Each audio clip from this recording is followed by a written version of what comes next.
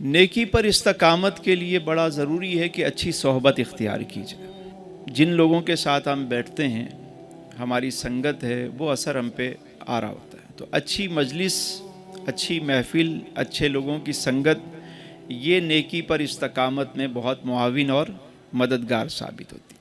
Number 2، اگر ہم یہ چاہتے ہیں، جو بات آپ نے ارشاد فرمائی کہ زیارت کے حوالے سے، تو اس میں جو مجرب سب سے زیادہ جو بزرگوں سے منسوب ہے وہ ہے درود خوانی. یعنی درود پڑھنے والا پڑھتا رہتا ہے اور اس پر کرم ہو ہی جاتا ہے. ایک اور بعض بزرگوں نے کہا کہ سوتے وقت اگر اس کو پڑھ لیا کریں 101 مرتبہ، تو یہ بھی بڑا ایک مجرب عمل ہے. وہ کیا ہے؟ لا الہ الا اللہ الملک الحق المبین محمد الرسول اللہ صادق الوعد الامین. پڑھیے، لا الہ الا اللہ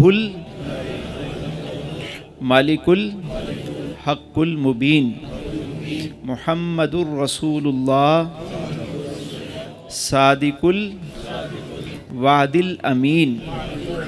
ٹھیک ہے، تو یہ وہ وظیفہ ہے کہ اگر سوتے وقت اس کی ایک تسبیح پڑھ کے سو جائیں تو انشاءاللہ کرم ہوتا ہے.